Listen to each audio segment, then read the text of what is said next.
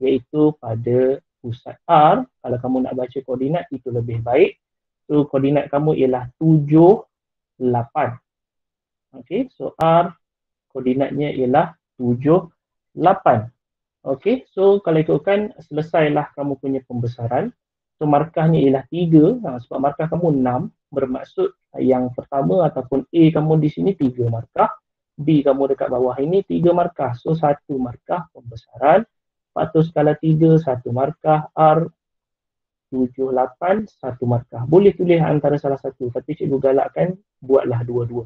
Okey, dan untuk putaran ini 1 markah, 90 darjah ikut arah jam, 1 lagi markah, dan kita nak cari markah yang ke-6, iaitu markah yang terakhir. So apa yang kita nak buat dekat sini, inilah yang cikgu kata pusat putaran yang biasanya murid susah nak cari. So cikgu nak guna teknik yang biasa cikgu ajar kepada anak murid cikgu, iaitu teknik COI. C, O dan juga I.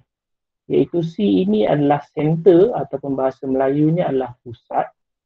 Okey, so O kamu adalah objek. Mungkin ada yang telah belajar cara ini di tuition ataupun mungkin cikgu kamu sendiri pakai. So I ini ialah image. So ini yang cikgu suka pakai. Kenapa cikgu suka pakai kaedah COI tanpa menconteng grid terlalu banyak? Sebab kebiasaannya teknik conteng grid ataupun sebelum ni cikgu pakai kaedah pembahagi dua sama serenjang. Kaedah itu perlu lukisan yang tepat baru boleh dapat jawapan pusat yang sebenar. Kalau dia lari daripada satah sedikit, kamu pun dah kena agak kat mana titik putaran yang sepatutnya. Tetapi sekiranya kamu guna kaedah COI, iaitu center, objek dan juga image dekat sini, insya-Allah kiraan kamu itu akan tepat jawapannya. Okey, so kita nak tengok, kita kembali semula kepada soalan putaran tadi. Okey, so ini. Okey, kita padam sikit. Okey, so di antara soalan kamu dekat sini, kita nak ambil titik yang sepadan lah. Pusat kamu masih belum ada. Okey, pusat putaran belum ada lah. Itulah yang kita nak cari. Okey. So, pusat putaran kamu belum ada. So, itulah yang kita nak cari. So, kita label lah sebagai XY. Saya buat garisan sikit. Takut ini mengganggu.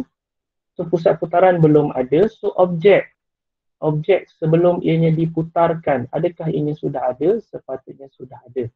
Okey, kita ambil titik yang sepadan. Kalau ikutkan, kalau kamu nak ambil M pun boleh. So M, sekiranya dia diputarkan, kamu akan jadi koordinat S. So dia macam tu. So M kamu adalah pada objek. Okey, so M kamu adalah pada objek. So seharusnya kamu punya koordinat untuk objek ataupun titik M dekat sini ialah 2, 2. Okay. So objek kamu M dekat sini kita ambil titik 2, 2. Manakala untuk S yang berada di image sementara dekat sini ataupun image dekat sini soalan dia. So kita ambil titik S. So S kamu adalah koordinat 7, 7, 5. Okay, seharusnya S kamu ialah 7, 5. So kita tulis dekat sini 7, 5. Okay, so kita akan full menggunakan pengiraan sahaja tanpa menconteng grid. Okay, so apa yang kamu dah nak kena buat, kita dah ada C iaitu XY, kita dah ada O iaitu 2, 2, M dekat sini. So kita ada I, 7, 5 iaitu koordinat S dekat sini. So apa yang kita nak kena buat, image ini sebenarnya adalah perkara rumus. Okay, apa yang cikgu sebut sebagai perkara rumus? Okay, so perkara rumus bermaksud dia akan duduk di hadapan. So 7 dengan 5 ini, image kamu ni dia akan duduk di hadapan. So dia akan diikuti dengan sama dengan. Okay, so ini mewakili X. So ini mewakili Y lah. So koordinat. Okay, atasnya adalah barisan untuk X. So yang di bawah ini adalah barisan untuk Y. So 7 datangnya daripada sini. So 7, 5 datangnya daripada sinilah. Okay, so 7 dan 5 ini adalah perkara rumus, diikuti dengan sama dengan, diikuti dengan kurungan. Teknik COI, kamu perlukan sedikit hafalan lah. Okay, kurungan, dalam kurungan perlu ada tolak, di luar kurungan adalah proses tambah. So apa yang kita nak kena buat? Okay, so apa yang nak kita nak kena buat? So kita kena isilah maklumat yang ada. Okay, so kalau kamu tengok, kita nak ambil nilai 7 dekat sini. Okay, so nilai 7 dekat sini, kita nak tengok nilai 7, kita akan pandang 7 kamu duduk di sebelah kiri kalau ikutkan. So 7 duduk di sebelah kiri, so bila kita nak penuhkan koordinat di dalam, kita akan tengok di sebelah kanan bermula daripada atas. So bermula daripada atas sebelah kanan, so pastinya Y lah. So Y, 2 dan juga X. So dia macam tu. So kita buat sekali lagi. Okay. So kita buat sekali lagi. So kita nak tengok nombor 7 dekat sini. Kita akan tengok daripada 7 kamu sebelah kiri. So kita akan tengok di sebelah kanan bermula daripada atas. So Y, so 2 dan juga X. So dia macam tu. Bermaksud kamu akan isi huruf yang pertama Y, yang kedua adalah nilai 2, yang ketiga adalah X. Okay, boleh cikgu harap kamu bolehlah bersama dengan cikgu, bolehlah faham dekat situ. So habis untuk barisan yang pertama. So yang kedua kita nak tengok nombor 5. Okay, mungkin murid cikgu dia dah biasa tengok, so tak ada masalah lah. Okay, untuk yang kedua adalah nombor 5 untuk barisan yang bawah ni. So kita nak tengok 5 kamu ini duduk di sebelah kanan. So kita akan mulakan bacaan daripada di sebelah kiri atas. So 5 belah kanan, so kiri atas dia akan jadi X, 2, Y. So dia punya susun atur memang macam itulah. Okay, tidak kalau kamu salah ambil nilai, so memang akan salahlah jawapan. Okay, begitu juga dengan simbol tolak dan juga tambah di luar. So bermaksud kamu dah nampak tadi, kita tengok sekali lagi. Okay, so kita nak tengok 5, so kita akan ambil daripada X, 2 dan juga Y. Bermaksud kamu ada X, kamu ada nilai 2, kamu ada nilai Y. Okay, so kamu ada nilai macam tu. So sebelum kita berakhir dengan pengiraan, kita tengoklah semula, mungkin ada nilai-nilai yang silap. Tetapi kalau kamu rasa dah berpuas hati, sebelum kita start dengan pengiraan, kamu tengok balik soalan kamu, ini adalah putaran 90 darjah ikut arah jam. Okay, so untuk 90 darjah ikut arah jam, simbol negatif akan muncul di sebelah atas. Okay, teknik COI ni sebenarnya untuk soalan khusus untuk mencari titik putaran 90 darjah lah ikut arah jam ataupun lawan arah jam. So, untuk 90 darjah ikut arah jam, simbol negatif akan duduk di sebelah atas. Sekiranya soalan kamu ini adalah 90 darjah lawan arah jam, negatif akan duduk di sebelah bawah. Okay, so harap clear, boleh faham. So dekat atas, kerana dia 90 darjah ikut arah jam, so barulah kita buat pengiraan. Okay, so barulah kita buat pengiraan. Kamu akan ada persamaan linear serentak sebentar lagi. So kita buat pengiraan. Yang pertama adalah 7 sama dengan, okay, cikgu buatkan ke atas sedikit. Hilang dah mouse cikgu. Okay, sebab kita nak tengok pengiraan. Alright, so 7 sama dengan negatif Y. Okay, kita buka kurungan. So negatif darab positif, so negatif Y. So negatif darab dengan negatif, dia akan jadi positif 2 tambah X. Okay, so kamu ada barisan yang pertama, negatif Y tambah 2 tambah X. So kita simplify ataupun permudahkan. So 7 positif 2 kita pindah, dia akan jadi negatif 2. So 7 tolak 2 sama dengan negatif Y tambah X. Okay, so negatif 2 ini kita pindah ke sebelah sana. Okay, supaya dia berada bersama dengan nombor. So positif pindah, dia akan jadi negatif 7 tolak 2, 5. Okay, so kita rearrange ataupun susun atur semula supaya dia nampak lebih cantik. X tolak Y. Okay, so asalnya negatif Y tambah X. So kita susun atur, dia akan jadi X tolak Y. So kita susunlah bagi nampak X tolak Y sama dengan 5. So ini adalah persamaan linear serentak, persamaan serentak kamu yang pertama. Okay, daripada barisan yang pertama, barisan atas. So kita nak buat yang kedua, barisan bawah ni pula. So 5 sama dengan X tolak 2 tambah Y. Okay, kita permudahkan, kita susun atur semula. So 5 tolak 2 bermaksud dia akan jadi tambah 2. Okay, tolak 2 sebab ini. Okay, so kalau ikutkan kita pindah ke sebelah sana. So dia akan jadi tambah 2. So 5 tambah 2 sama dengan X tambah Y. So 5 tambah 2, 7. So X tambah Y. Okay, so kita susun atur. So X tambah Y sama dengan 7.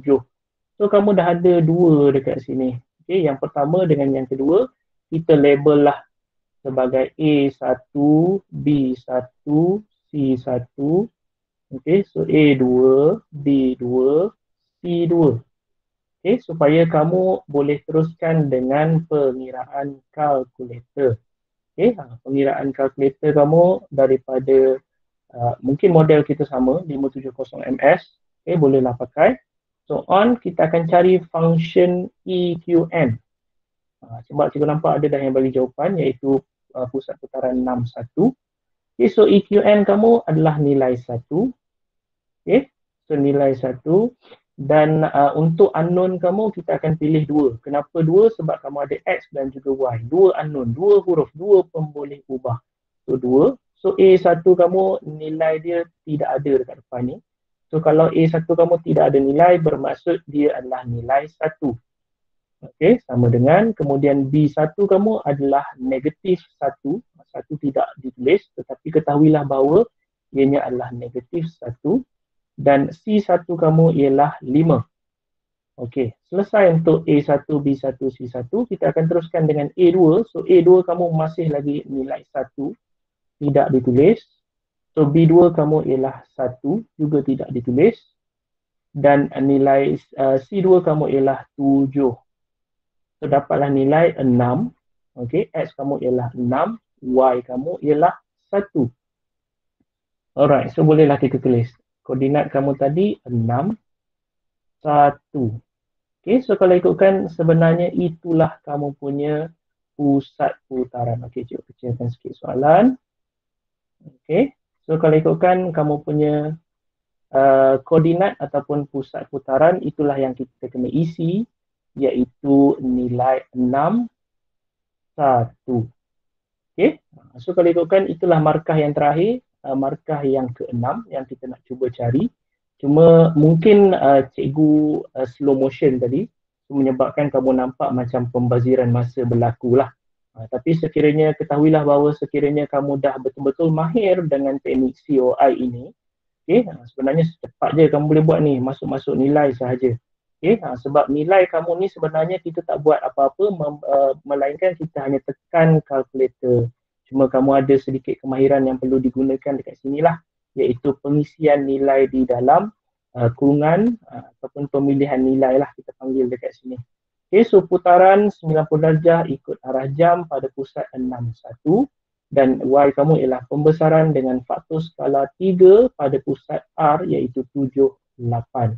Okay, suka untuk cikgu ingatkan bahawa sekiranya kamu tulis dekat sini walaupun mungkin kamu tahu gambar kamu ini diputarkan, janganlah sesekali kamu tulis diputarkan dekat sini.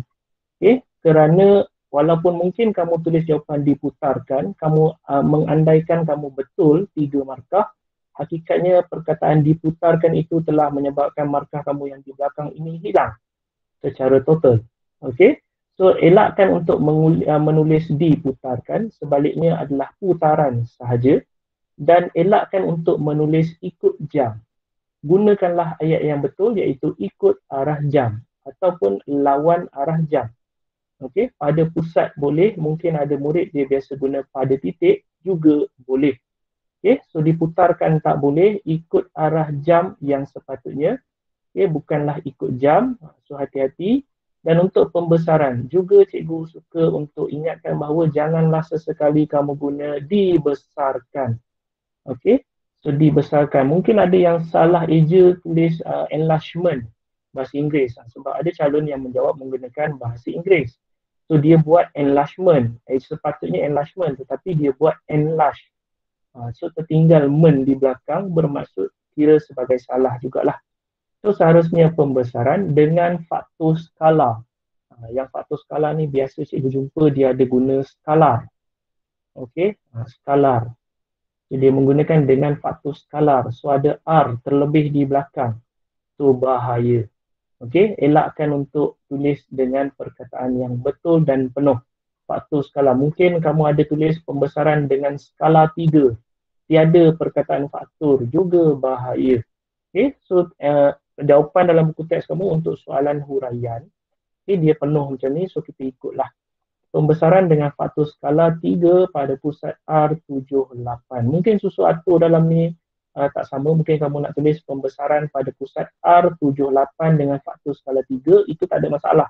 Yang bermasalah apabila kamu tersalah eja, okay, dibesarkan, tersalah sepatutnya pembesaran. Okay, so pada paksi, so pada paksi bahaya juga. Okay, elakkan untuk menggunakan pada paksi. Kebiasaannya untuk pusat putaran ataupun pusat pembesaran kita guna pada pusat sahaja ataupun mungkin pada titik. Okay, so cikgu harap faham, clear dekat situ. Habis untuk B1, tadi dah 3 markah. So B1 dekat sini 6 markah, so dah 9 markah kamu. Kita nak habiskan dengan soalan yang terakhir iaitu B2. Okay, kita nak tengok B2. Ada apa-apa nak tanya ke? Cemerlang murid cikgu hari ni. Cikgu memang merasakan seperti cikgu mengajar seorang. Tambah lagi kelas baru kali yang pertama. Okey, sekejap cikgu padam sedikit. Cikgu, saya tak faham kenapa 90 darjah kena letak negatif. Okey, bagus untuk soalan tu. Okey, so sebelum cikgu menjawab soalan, sekejap izinkan cikgu untuk memadam terlebih dahulu. Okey, kenapa dia tak nak pergi dekat sini? Cikgu padam terlebih dahulu sebab kita nak gunakan sedikit ruang yang ada.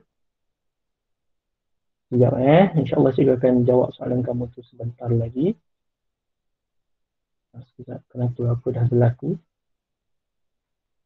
Alright. Jadi lag juga dekat sini. Okey.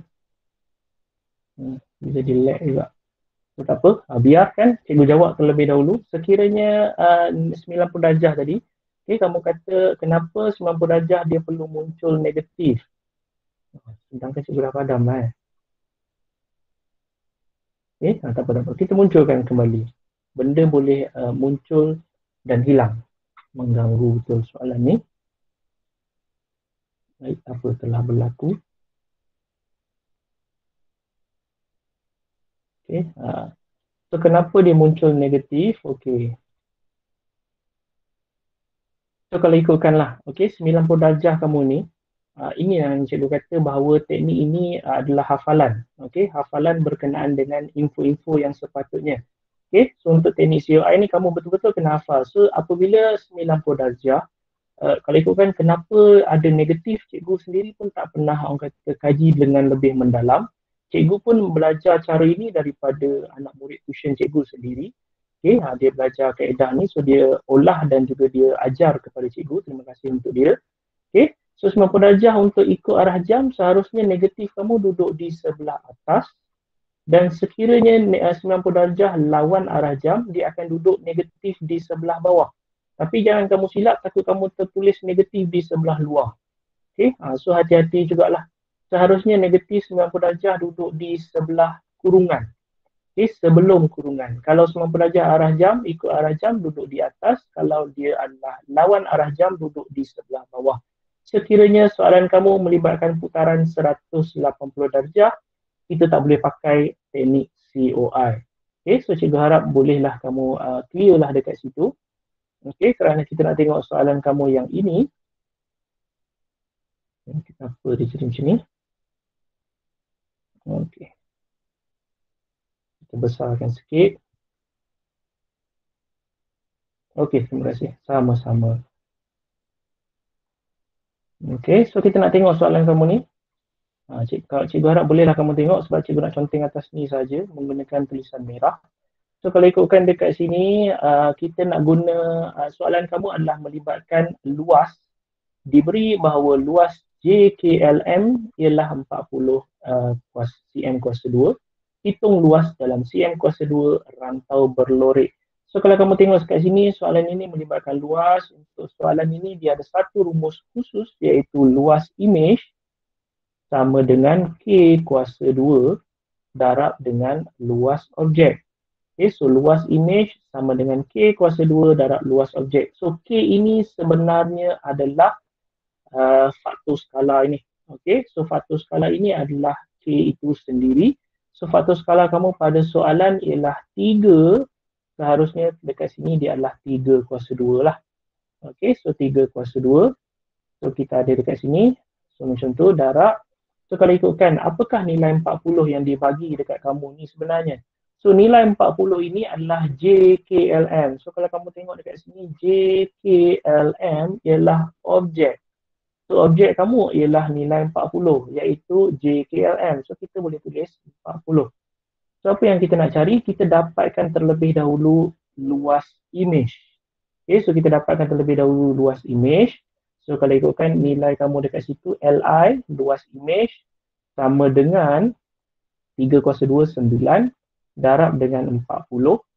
Okay, so 9 darab 40 adalah 360. 9 kali 4 adalah 36. Okay, 360 betul. So 360 yang kamu dapat, ataupun mungkin tak berapa clear, kita guna warna lain sedikit. Okay, so kamu akan dapat Li iaitu 360. So luas imej kamu ini yang dia nak cari adalah rantau berlorik. So rantau berlorik kamu ni yang besar ini, sebab yang kamu kira luas imej 360 ini adalah jumlah keseluruhan imej. So yang ini secara total. Okay, yang besar ni. So yang besar ni adalah 360. Yang dia nak adalah yang berlorik sahaja. So sepatutnya kamu tolaklah dengan yang putih di dalam ini. Okay, kita nampak dah jawapan 320 dekat situ. So 360 kamu tolaklah dengan 40. Okay, kerana objek dan juga imej sementara kamu ini adalah sama saiz. Okay, so kamu akan dapatlah nilai 320. Okay, maka itulah jawapan yang sepatutnya untuk rantau berlorik. Okey, so cikgu harap bolehlah kamu faham. So markah dia kalau ikutkan 3 markah. 3 markah, markah akhir. Okey, kiraan markah sebelum kalau ikutkan nilai dia mungkin di sekitar operasi tolak. Markah yang kedua, so ini markah ketiga, markah kedua. Dan yang pertama adalah apabila nampak faktor skala yang sebenar. Okey, mungkin penandaan dia tak sama tapi tak apa. Apa yang cikgu nak kamu tekankan bahawa sekiranya pembesaran pada faktor skala 3 dekat sini kamu tersalah cari, kamu terbuat 2, okey. So bermaksud untuk B2 kamu ini memang akan hilang markah lah. Okey. So memang akan hilang markah sebab dia adalah berkait 3 faktor skala kamu, seharusnya 3 juga yang akan diguna pakai untuk soalan B2. Maka habislah soalan kamu yang pertama ni. So ada apa-apa nak tanya dulu sebelum kita pergi kepada soalan yang kedua? Okey, so cikgu harap boleh faham. Cikgu cuba untuk mencari soalan yang boleh dikatakan agak mencabar. So, untuk soalan pertama ini cikgu nak memperkenalkan teknik COI lah yang melibatkan putaran yang kebiasaannya cikgu akan guna untuk mencari pusat putaran. Okey, mungkin kamu ada kaedah lain, kaedah Nazi dan lain-lain lah. Okey, kaedah kamu boleh pilih sendiri. Okey, tapi yang kita nak adalah jawapan yang tepat. So setakat yang cikgu belajar sebelum ni menggunakan kaedah pembahagi dua sama seranjang, perlu lukis di dalam ni. Kadang-kadang lukisan kamu tu perlukan mata pensil yang tajam. Kalau tak tajam dia boleh menyebabkan sedikit lari pada pusat putaran. So menyebabkan pusat putaran kamu ni dia akan salah lah. Okay, melainkan untuk COI kita hanya total pengiraan. So pastinya jawapan kamu ialah tepat. Sebab itulah cikgu suka untuk guna teknik COI. Okay, so kalau tak ada apa-apa soalan, ada apa-apa nak tanya? Sementara cikgu klik untuk soalan yang kedua.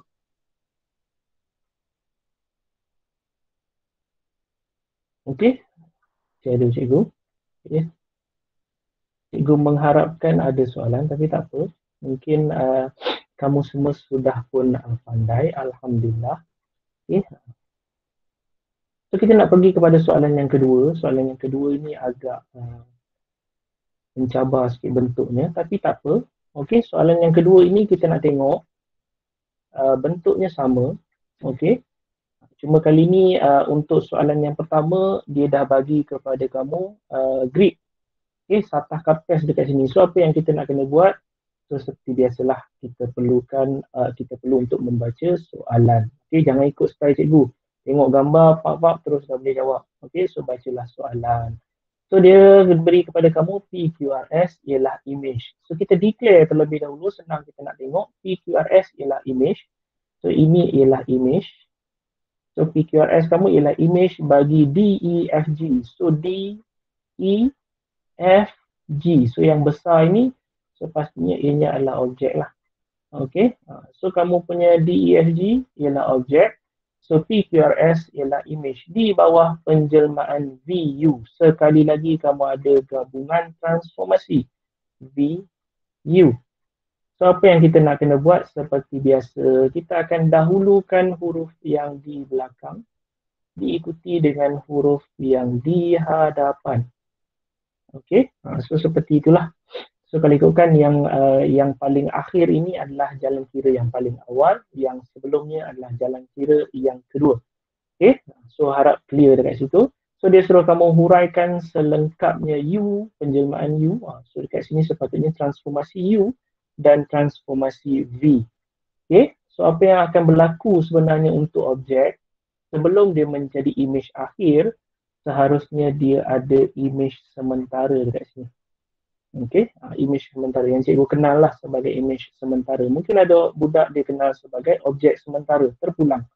Okay, so kalau ikutkan dekat sini daripada objek menjadi image sementara, dia mengalami pengecilan. Kamu nampak daripada objek kepada image sementara, kamu nampak dia mengecil dan tetapi jangan sesekali kamu guna pengecilan kerana dia adalah pembesaran.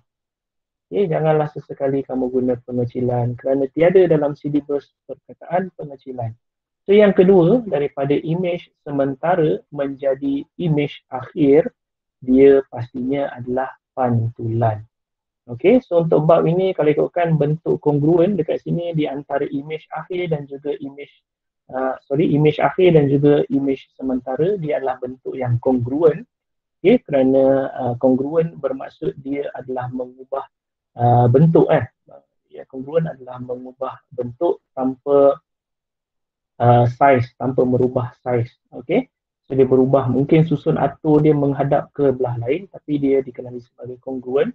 So yang di antara U dengan image sementara adalah keserupaan kerana size dia berbeza. Okey, walaupun bentuknya sama.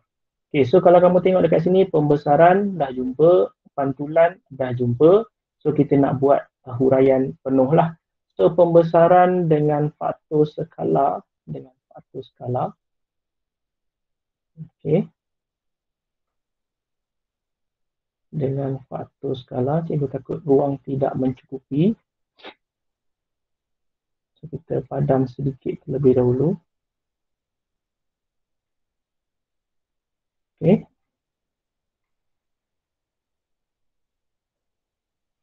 Okay, so nombor 2. So kita dapat tadi nombor 2 adalah pantulan. Okay, so apa yang kita nak cari? Adakah yang nak cuba? Mungkin ada yang nak cuba pembesaran dengan faktor skala berapa untuk soalan objek dan juga image sementara ni. Mungkin kamu boleh type di ruangan chat ataupun mungkin boleh on microphone. Bukan selalu kamu dapat bersuara, bukan selalu cikgu dapat beri peluang. Biasanya cikgu mengajar memang banyaknya murid senyap je. Okay, so ada siapa yang nak cuba? Berapakah faktor skala untuk pembesaran ini? Ada yang nak cuba? Ada? Tak ada? 2. Okey, cikgu nampak dekat situ dengan faktor skala 2. 1/2. Okey, cikgu jumpa jawapan pantulan pada garis X5. Okey, terima kasih kepada yang telah menjawab. So kalau ikutkan, cikgu nampak tadi 2 dan juga 1/2. Okey, kita tengoklah apakah jawapan yang sepatutnya. Okey, untuk mencari faktor skala, kita guna rumus K. K sama dengan image per objek. Okey, ikutkanlah yang cikgu biasa pakai. So image per objek, so image ini kita boleh guna sisi image yang sepadan. So kalau kamu tengok dekat sini, di antara dua ni, image kamu yang ini. Okey, image sementara kamu yang inilah. So kalau ikutkan dekat sini, kita nak tengok mana yang senang. Mungkin kita senang tengok garisan JM. Okay, garisan JM kamu dekat sini, kamu nampak dia adalah half. Okay, separuh dekat sebelah sini, separuh dekat sebelah sini, bermaksud separuh tambah separuh, image kamu ialah 1. Manakala untuk objek, so objek yang sepadan, sisi yang sepadan di antara JM adalah sisi DG. Okay, sisi yang sepadan di antara JM adalah sisi DG. So DG kamu ni adalah 2 yang mewakili gambar objek. So 1/2. Seharusnya itulah kamu punya faktor skala, iaitu 1/2.